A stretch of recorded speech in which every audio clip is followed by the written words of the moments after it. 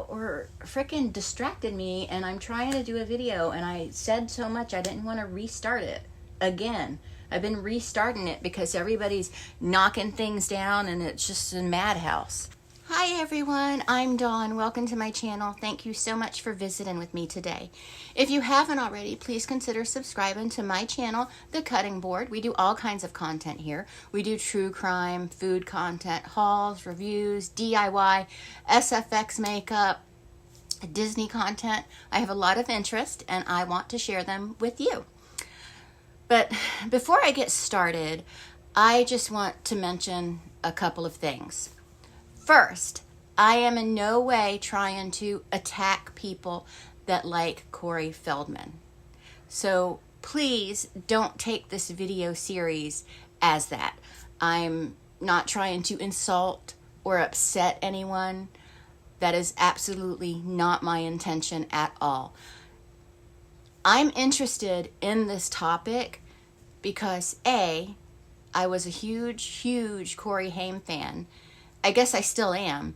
And B, I know what it's like when someone else tries to tell your story and embellishes it, dramatizes it, and tries to exploit it. Second, there are people out there who are kind of changing their mind or looking at Charlie Sheen as maybe he did do something to Corey Haim because of his admission that he's had relations with men. So this is what we're not going to do, okay? We are not going to use being gay or bisexual or sexually adventurous as a reason to paint someone as a predator. It's okay if you have an opinion about Charlie Sheen, and if you believe what Corey Feldman has said about him, if you think he did something to Corey Haim. I'm not saying you can't do that. Brian, don't. Everybody is entitled to an opinion. I'm just asking that it's based on evidence that you trust. If your opinion is solely based on that one revelation, then keep it to yourself, because that's homophobic. You may not view it in that way, but it is. If you're basing your whole opinion on the idea that Charlie Sheen had relations with men, if that's the only thing you're basing it on, that's the only thing that's guiding you to that, then that is homophobic and it's not welcome here. I personally don't think he's a great dude. I don't. But I don't believe that he did what Corey Feldman claims he did to Corey Haim. I don't believe it. For one thing, Corey Feldman's story changes when it comes to Corey Haim. He says it happened when Corey Haim was 11. Then it happened when he was 14. Then it happened when he was 13. Corey Haim filmed Lucas when he was 13. And I believe Corey Feldman is not being honest. I don't want to flat out call him a liar, but I will in this video at some points. But I have many issues with his story. Many issues. That's what I believe. And again, you can believe what you want to believe. Absolutely you can. Just base it on evidence. And don't just take his word for it. And don't come at me because you don't like what I have to say. This is all based on thorough research that I have done myself. And you are welcome to do that research yourself as well. I also want to say that Corey Feldman has often talked about how this is my truth. I'm telling my truth. I'm going to tell my truth. But it's not his truth. It's not his story. He has rarely told any bits of his story. He constantly goes on about Corey Haim's story that I firmly believe that he is lying about. He is embellishing. He is making it up. And to the people that claim that they have heard so many people who were on the set of Lucas say that they knew what was going on. Who are they? Who are those people? What are their names? Let's seek them out and not only get them to talk to us, but hold them accountable for covering it up. Seriously, I want a list of names. You don't have any names. And I don't want to hear, well, my cousin's uncle's best friend's cat told his aunt that his nephew worked on the set of Lucas. I want real, tangible names. I want real people who actually witnessed this. Until that's presented, I don't believe it. But who wants to look like the person that knew a child was getting R-worded and did nothing about it? Who wants to be that person? Come on, names. Not Corey Feldman, because he wasn't on the set, and he is not credible. I'm just saying it. He's not credible. And not Dominick Brascia, because he is the actual predator, allegedly. And that happened after the two Coreys met, which was on the set of The Lost Boys. And we're going to get more into that. Corey Feldman introduced Brascia to Corey Haim, and Corey Feldman knew what Brascia did and remained friends with him until the day the dude died. Until the day he died.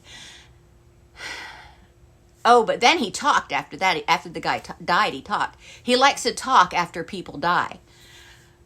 I also want to throw in this information I got from my own therapist. We talked at length about this because I asked her about this situation. I am in no way at all trying to diagnose Corey Feldman with anything. I'm not. But according to my therapist and some articles I've read, it is very common for people with a cluster B personality disorder, such as narcissistic personality disorder or borderline personality disorder or histrionic personality disorder. It is very normal for someone with that type of disorder who have been a victim of some type of crime to call out somebody else's victimization and make it sound even more severe than what their own victimization was. You know what I'm saying? Because they feel like it alleviates or minimizes a little bit what happened to them, and it makes them feel better for a little while. It's fleeting, but it's like a drug, and that's how it works. And once that feeling wears off, they go back to talking about it and how awful this one person had it, how terrible it was for this one person. And also, it's not unheard of for people who are not suffering from one of those disorders to do the same thing or a similar thing, maybe to a lesser degree. So it's very likely, in my opinion, that Corey Feldman might have a cluster B personality disorder. I'm not diagnosing him again. I'm not trying to diagnose him, but I do think there's something going on there. We've all seen how he acts. All of us have seen it. Plus, there is how he treats women, which will be discussed in part 3 of the series if I do the part 3. Signs of narcissism in men can be inflated sense of self-importance, a sense of entitlement, a constant need for admiration. And this one is interesting as far as this situation goes. Manipulation or manipulative and exploitative behavior. I just think that's interesting. But back to what my therapist said. He might do this deflection to make himself feel at least a little bit better about what happened to him. So I don't know if better is really the right word, but with lack of a better word at this moment, we'll say that. He wants everyone to believe that Corey Haim was passed around and his treatment was so much worse, than what happened to himself.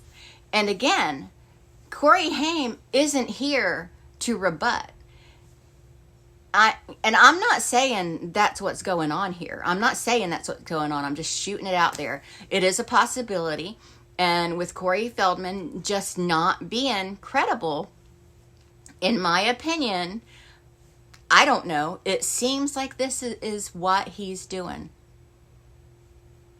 Obviously, I can't say for certain. And at the end of the day, what I have to say, it doesn't really matter. It's not going to change anything. I'm just making a video about an issue that I care about. I personally really think it's wrong for Corey Feldman to talk about Corey Haim's essay. He has no care in the world about what this type of thing does to Corey's family. And Corey's mother, because I saw some people say, why didn't Corey's mom do something? She wanted to, and Corey begged her not to. And it's really sad, and it doesn't really anger me about Corey Feldman. It doesn't anger me, but it does upset me, because I don't feel like Corey Feldman has ever given himself a chance to experience any healing of his own. I feel like maybe he thought when he first started this crusade, maybe he thought it would be healing. I don't know, but I feel like this is a man who has a lot of healing left to do, and maybe he never heals, and maybe he doesn't know how, or maybe he's afraid to work on that. I don't know. Just as in my previous video on Corey Feldman, everything said in this video is alleged or opinion. Some people had a problem understanding that last time in the last video. It's like this.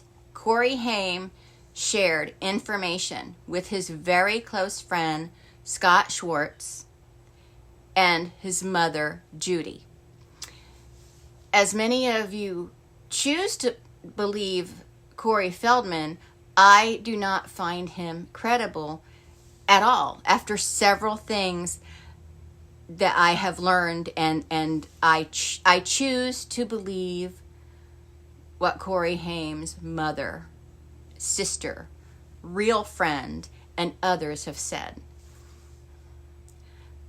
That is what I believe. But the truth is, we are never going to know for sure what exactly happened. Corey Haim was not passed around a PDF ring, according to people involved in his life. He was allegedly preyed upon by one man, one time, and Corey Feldman is allegedly lying about Corey Haim being passed around the PDF ring. Maybe Feldman believes Haim was passed around. Maybe he does believe that. Maybe he feels like if he believes Corey Haim was passed around, it minimizes his own traumatic experiences, like I discussed earlier. As I said in my prior video, I firmly believe both Coreys were essayed. I firmly believe that. I believe that John Grissom essayed Corey Feldman, and I believe that Dominick Brascia essayed Corey Haim. These are my opinions based on my own research, of which I provided several of my sources in the description of my last video, and I'll do that in this video as well. I also feel that Corey Feldman has grossly exploited Corey Haim since his death and has lied repeatedly about Corey Haim's life and his essay. Contrary to what some people seem to believe, Corey Feldman has changed details of his various stories several times. But yet Scott Schwartz, Corey Haim's really good friend, his stories have been consistent in every interview, and there are several on YouTube to reference. Scott Schwartz went to Corey Haim's home the day after Haim died to be with his family. That's how close he was with Corey. Corey Feldman went there earlier and offered to pay the family for them to film Corey Haim's funeral so that they can use it on the third season of The Two Coreys. And he was told to leave. He was promptly dismissed. Feldman wanted to exploit Haim's death from the second it happened. And he has been doing it.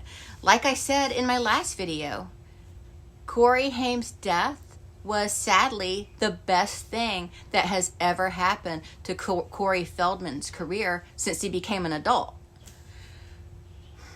Corey Feldman has had multiple Indiegogo projects, including his $10 million Indiegogo for his documentary. He also had an Indiegogo for something called Elevator to Ascension to the Feldman Strikes Back, with a goal of $25,000.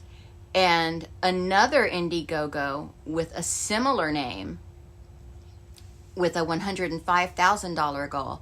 And he also had an Indiegogo for Corey's Angels Sweden tour with a goal of $20,000. An interesting little anecdote is that sitting in the waiting room at Amblin the day that I had to go in and read for Stephen and Kathleen Kennedy and all of them was Corey Haim. And that was the first time we met unofficially. And he was reading for the part of Mouth, which he did not get, obviously. Oh, it's very exciting, Joel started. I have this beautiful cast. Oh my God, so many great actors all together. We have Jason Patrick, who's just gorgeous, and the just great Diane Wiest, and she's amazing, and Jamie Gertz, who's just this fabulously talented little actress. And all of this fresh, new, young talent. Corey Feldman and Corey Haim. Wait, what? I blurted out.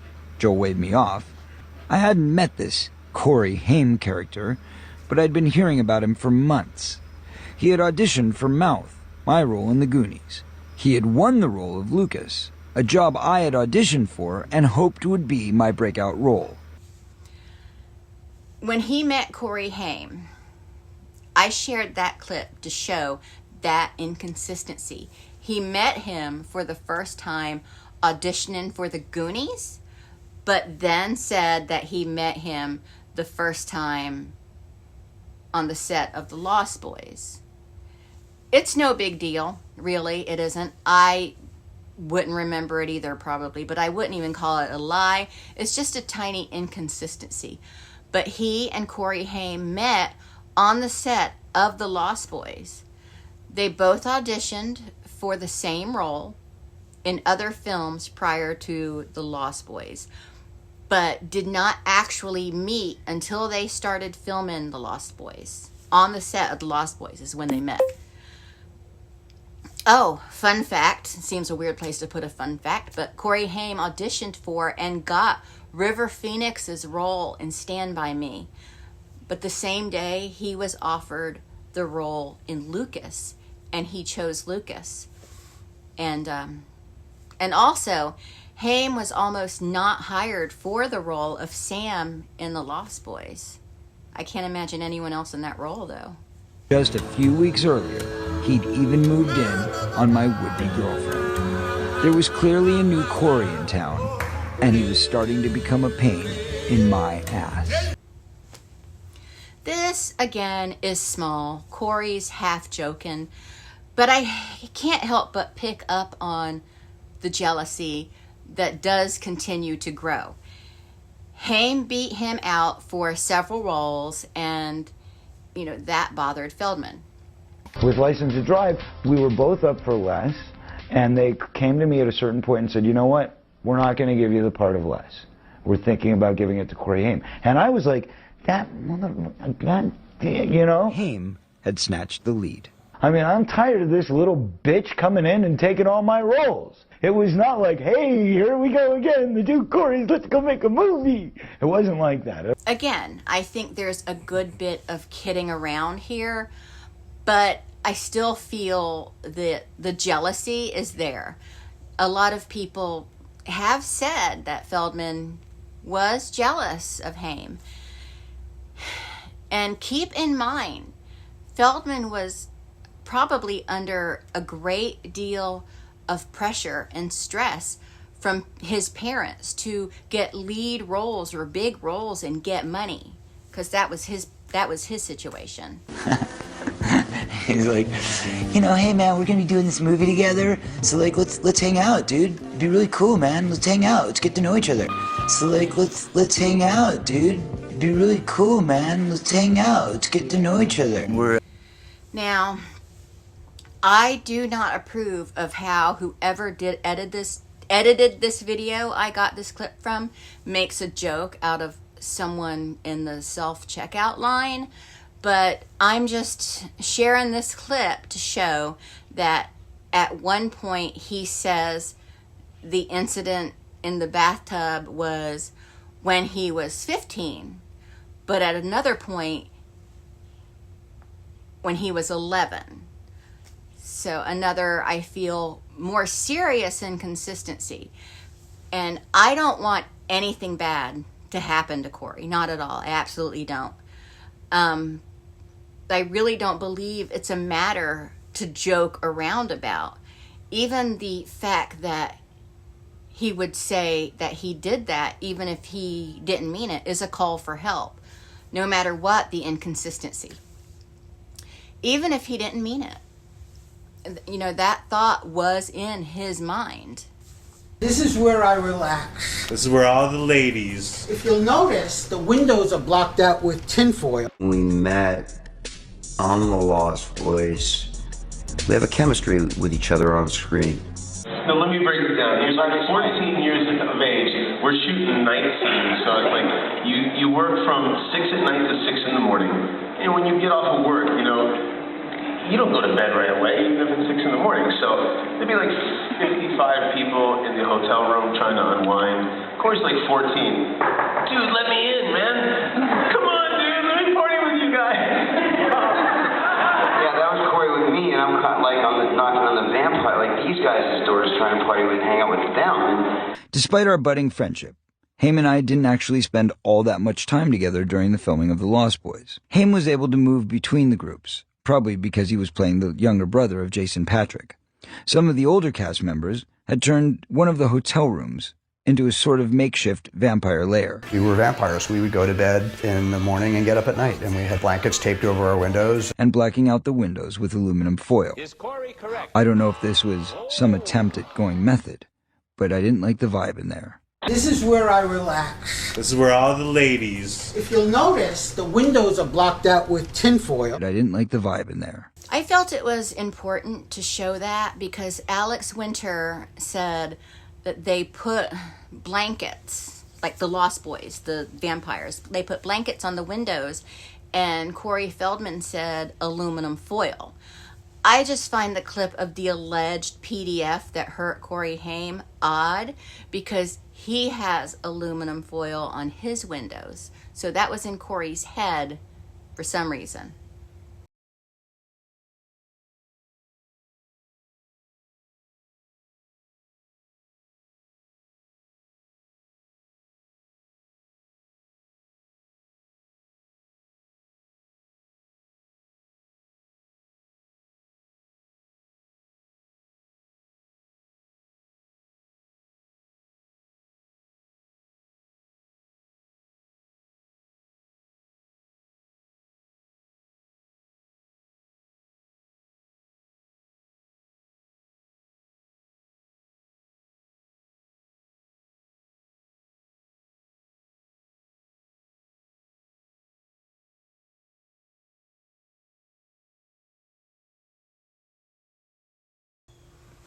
So he lied about running into Charlie Sheen at the Sam Kinison show.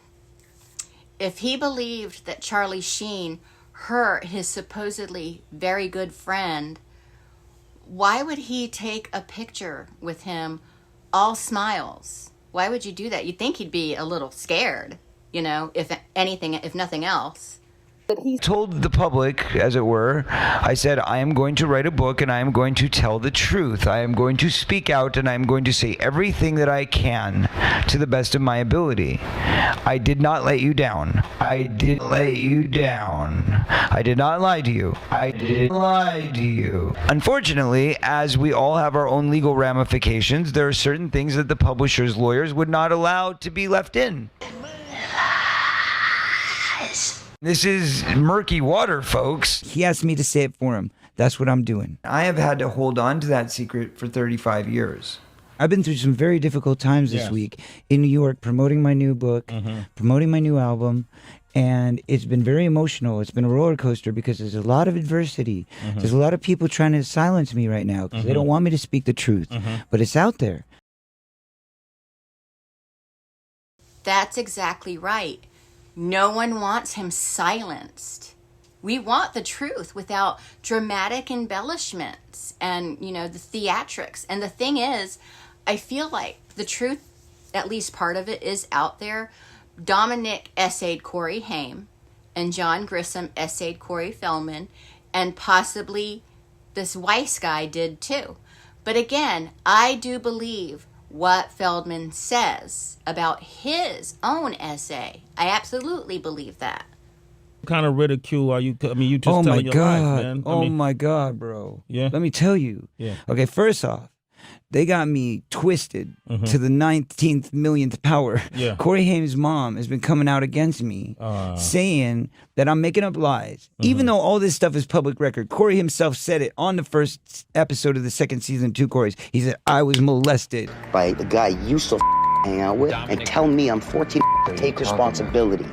You know exactly what I'm talking about. I was molested.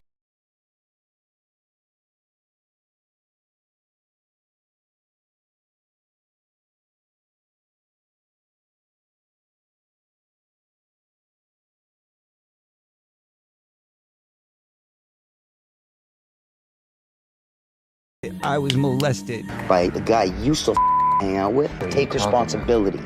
You know exactly what I'm talking about. Like, what?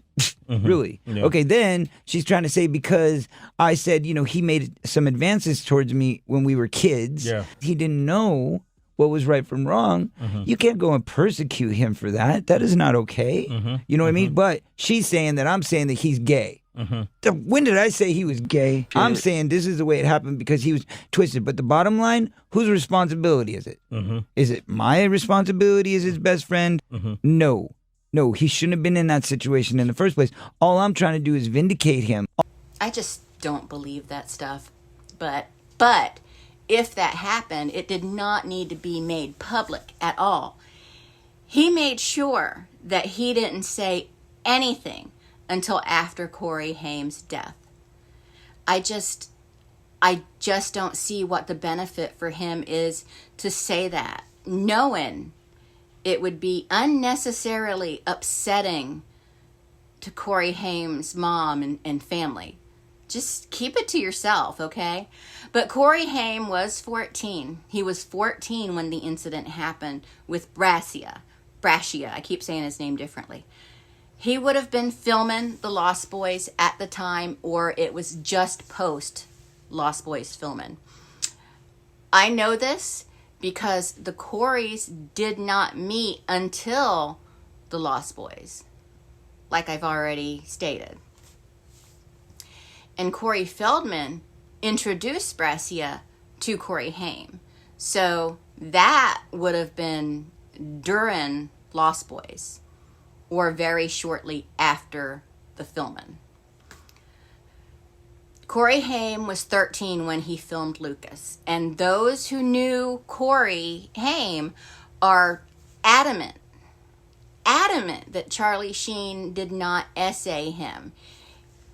He couldn't have. It was a busy set, and Feldman said it was between takes, between 2 trailers in broad daylight with crew and cast walking around. parents, agents, everyone on set. Corey Haim's sister says she was on set every single day with Corey. It's just not plausible. Feldman would not have known it wouldn't be plausible because he was never on that set. He would not have been on that set for any reason. So back to him saying Corey was trying to get him to fool around. The timeline doesn't add up. It just doesn't. In my opinion, anyway. Every time I had seen Tony Burnham at one of Ralphie's parties, he would be on and on about Corey Haim, about how good-looking Haim was, and how much he wanted to meet him. At that moment, I wasn't thinking about the fact that Tony was an adult and Haim was a minor. I was thinking that I would do just about anything to get Haim to shut up and to stop him from hitting on me. You know, I'm not going to be mad at Corey Feldman for introducing Brascia to Corey Haim. He was a kid. You know, he was a kid too. He may have not understood how, a grown man is talking about how good looking Corey is. That's weird. A 15-year-old probably isn't going to think about that. They might now, but not back then. Or maybe he did know what he was doing, introducing them. Maybe he did. But again, he was a kid. He was a kid. I'll have to continue staying at Dominick Brascia, since he seemed like a responsible guardian, at least in the eyes of the court.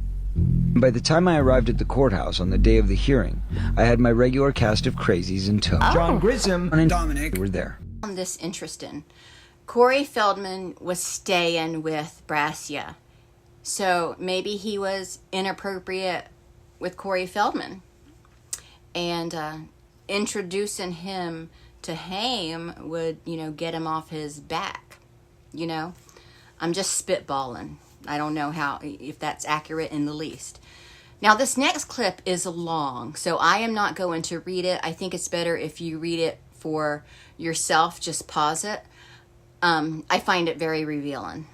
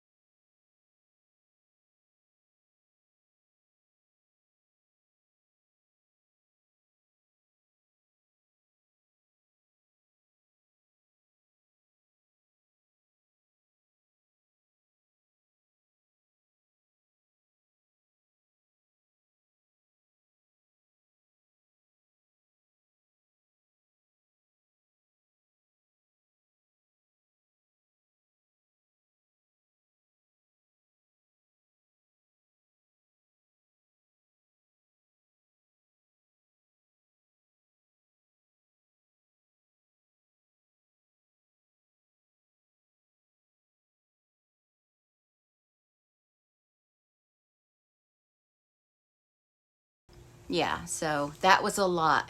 And this is not about drama or tea. This is about criminal behavior, lying, and lack of accountability. And this next part is a little long too, but I feel it's important.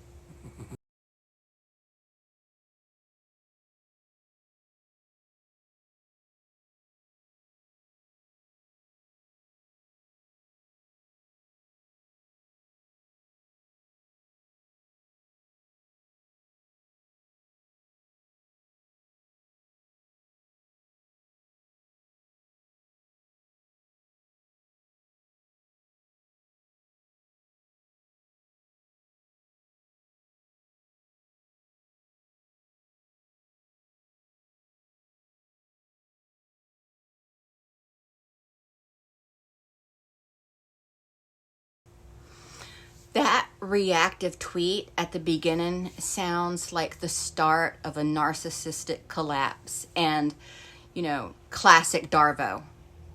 Darvo, if you don't know, is a reaction that certain people have when they feel, backed into a corner for their wrongdoing, for it being acknowledged. It may display in response to being held accountable, for their behavior. And it is a very common manipulation strategy of ABUSERS. Now, Corey Feldman says he is sharing part of it in the biopic A Tale of Two Coreys, but he claims there's much more that he is holding back. That's very true. How watered down is this version? It's very watered down. It does veer you from the truth. So you know the names of the men who you say abused Corey Haim, your friend. Your friend. That you witnessed them walking into a room and Corey then telling you what happened. And also Corey telling me beforehand, hey, this happened to me. This is what happened to me when I was 13 years old. And this is why I am the way I am. See, Corey Haim named Dominick Brascia in 2008. Feldman waited years to name him because 1, Brascia was his friend, and 2, Feldman knew he facilitated the assault, allegedly, and Brascia could have exposed him for that, for his part in it. Whether he was 15 years old at the time or not, it doesn't look good, especially if it was to come out after he was an adult. In this next clip, I had to cut the part from the Today Show because NBC likes to strike channels. They don't even, claim, they just immediately strike. So I'll just tell you the first part. Matt Lauer, who has his own problems, tells Corey Feldman, we've been down this road before with, you promised to name names. And Corey Feldman said never. But watch this clip.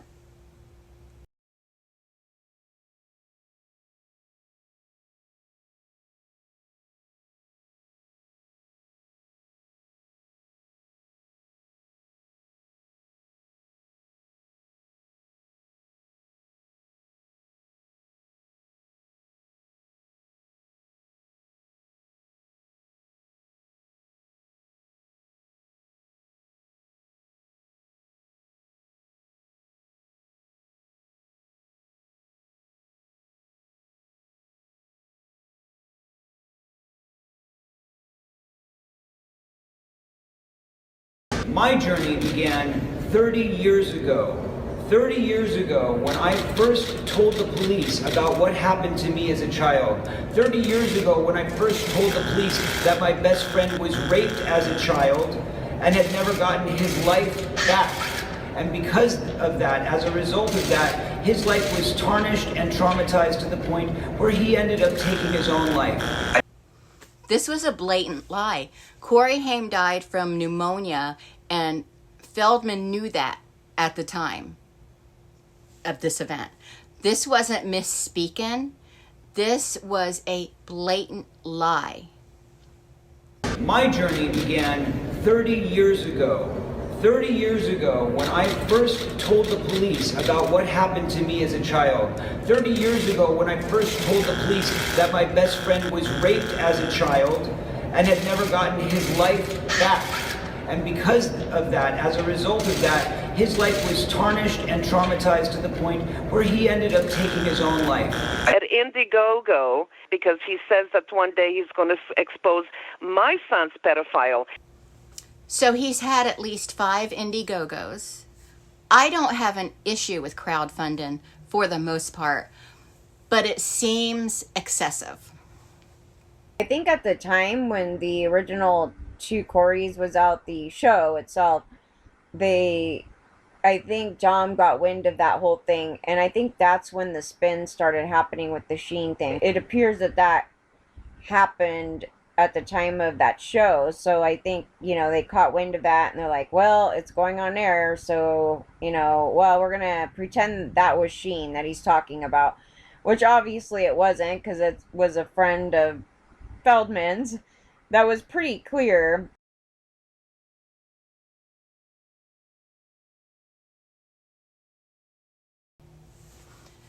Corey Feldman and Dominick Brascia blamed Charlie Sheen after this revelation. But I've already explained to you that the timeline just doesn't work out. Feldman has said that Corey Haim was essayed at 13. He said at 11. But Corey Haim said 14 and a half. And again, I believe Corey Haim because of all the information that I've collected, and because Corey Feldman, again, is just not credible. Basically, about the last sort of decade of my brother's life, they weren't friends. Right. They occasionally did work together. They did that to Corey's reality show. They did that, and even if they did a publicity thing, people need to work. So that's Corey Haim's sister, another of several people that have said that the two Coreys were not friends. So yeah, I knew Corey Feldman when we were teenagers and whatever, but they weren't really friends for the last decade or so. And people don't like that, which I get. They want to believe that they were best friends forever. Which I get. Like, I understand that, because like if I was, when I was a kid, like a teenager, and I was like a big fan of, I don't know, soap operas or whatever, and I'd want to believe that the husband and wife in that soap opera were together. I wanted to believe that, and then I find out later that they hated each other. They did not like each other at all. They were in odds with each other for a very long time. And it's like, what are you talking about? Like, they belong together, right? Yeah. And I think people just really want to believe that they were best friends, and they were when they were kids. Right. I understand. I wanted it to be true too. I wanted to believe that they were the best of friends until the end. I wanted to believe that, but that's just really not reality. But, Corey Feldman wanted that to be the narrative. He did. It makes his crusade seem less exploitative, at least in his eyes, and that's exactly what it is. It's pure exploitation. And, making Corey Haim his victim. No, don't do it, Brian. And Haim can't do anything about it. He can't do anything about it. I find it distasteful and disgusting. It's not really until Haim is gone that the enormous amounts of bullshit started. This whole thing, somebody passed Haim around and shared, that's all nonsense and bullshit. Never happened. The heavy-duty stuff really happens when Haim passed away. So here we go. Yes. Let's get into it. He passes away, early in the morning, March 10th. And I got up in the morning. I hear about it. I had something to do that morning. And I went over to their apartment, probably 12:30-ish. And Feldman had already been there, Or actually, no, the first day I got there first. Yeah. I stayed for a little while. Corey's father hadn't even gotten there yet from Toronto, so I left. I'll be back tomorrow. So I come back the next day, which was Friday, and there's about 4 or 5 people in the apartment beside Bernie and Judy, and they are hot. I mean, they're steaming hot. I'm like, oh, Jesus, what happened? That's going through my head. Bernie pulls me outside to the little patio, and he proceeds to tell me about an hour and 20 minutes before I got there, Corey Feldman showed up and offered the family $250,000 to shoot the funeral in Toronto so they can edit it back into season 2 of Corey. They can get a replay on TV, and they can get some royalties from the DVD sales. I did not know that. I've heard this story. So what happened? Wow. This is your best friend in the world. Yeah. He hasn't even gone from the coroner's office and left the building. And somebody is already thinking about money. Okay. Wow. Still believe they were best of friends? Feldman still tries to sell us that. All for the show. So this is what he came up with. This is what he offered the family. $250,000 to shoot the funeral and edit it back into season 2 of Corey. They can get a replay on TV, and they can get some royalties from DVD sales. They, of course, were livid, beyond livid. They were in shock livid. Yeah. And they told him to get out. Feldman wanted to try to make up for the funds that were going to be lost from Corey Haim's death. And don't get me wrong, I understand that, I do. But that was a fiscal loss, but it was not the right time. I don't think that there would have been a right time for that. Ever. He asked me to tell his story, okay? And I told him I don't think I can do that. It's your story to tell. You tell your story, I'll tell mine. Well, he said, well, okay, if I die before you do, I expect you to do that for me as my best friend. Never happened. I don't believe that. I want to say something. Jump in, Judy. I want everybody to remember that my son, he was one of those people that if you look back at every single interview he's ever had since he started this business at 13 and a half, he told the whole world everything. He never hid anything. So he went on national TV on the reality show, and he actually exposed his own abuser, which was Corey Feldman's friend, Dominick Brascia. He exposed his own abuser without asking a penny. He didn't say, I want $10 million to make a movie to expose my abuser. So even after he did that, even I went on Dr. Oz and exposed the same guy. Dominick Brascia is one person that I know that my son ever talked about. There are no more abusers out there. I want people to understand that. There was one guy, my son really surprised him and shocked him on the reality show, saying, you introduced me to your friend who abused me, and you were friends with him before, and you continued being his friend afterwards, knowing what he did to me. Well, when my son passed away and Corey Feldman was ready to write his book, he told me on the phone that it's payback time. Now, of course, Judy is speaking in regards to her own son's essay, not every victim.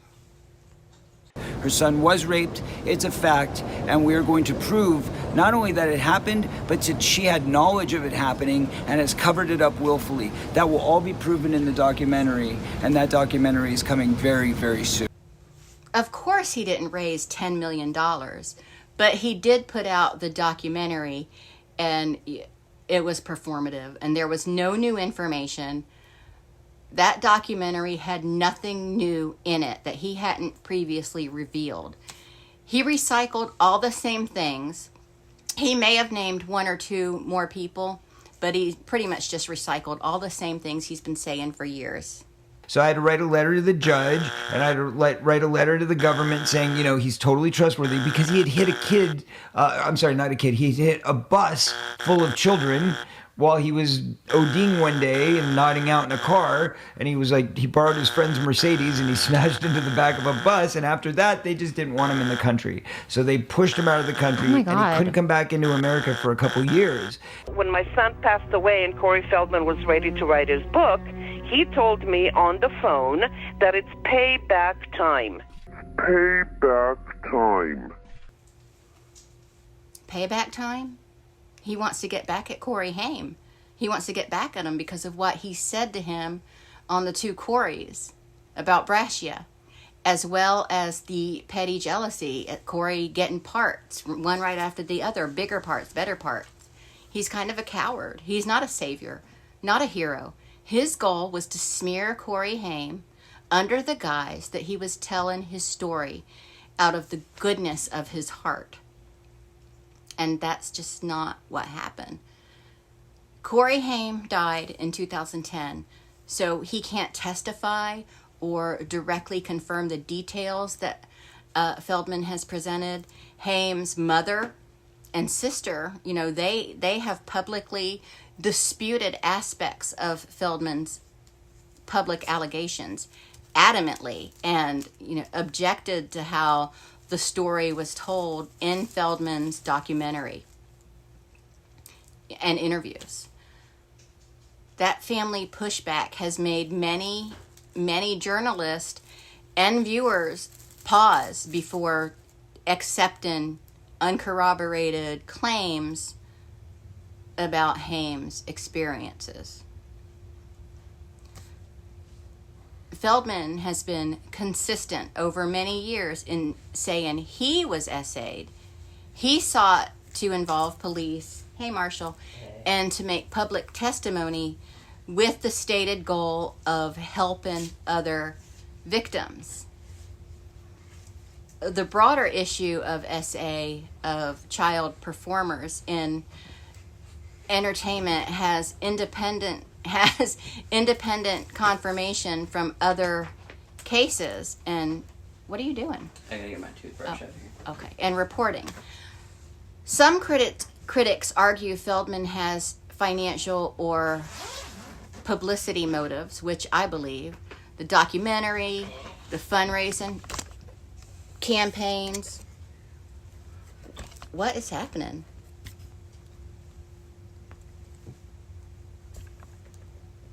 Or that his public behavior and inconsistencies when it comes to Corey Haim reduce his credibility.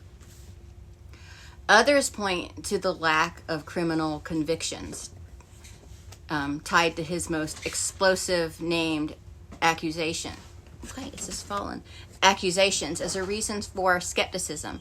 Those criticisms do not necessarily disprove SA occurred, but they do complicate public acceptance of specific high-profile accusations. And none of them have really been super duper high profile. Feldman's critics and some family members of Haim have been vocal about these concerns. One practical reason many historic SA claims never produce criminal charges is statute of limitation laws. In California and elsewhere, these laws have been reformed in recent years, but they still mean that many very old allegations still can't be prosecuted. And that's why many advocates have pushed for legal change, and why some victims pursue civil suits or public exposure instead. But Corey Feldman has stated that there are big names involved, big names, and he has not named those individuals. I've not heard any big names. Individuals that could very well still be hurting children today, to this day.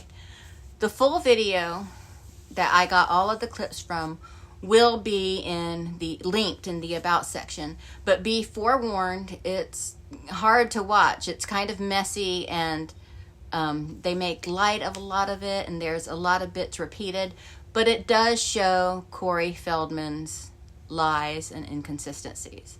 Not all of them, but a good bit of them. Yeah, but that's it for this video. I don't know if there will be a part 3. I'm working on some research. I keep getting more and more information, to weed through. It's really quite a lot. So maybe it will happen, but if it does, it's probably going to be a little bit. But thanks so much for watching, and I will talk to everyone later. Bye-bye.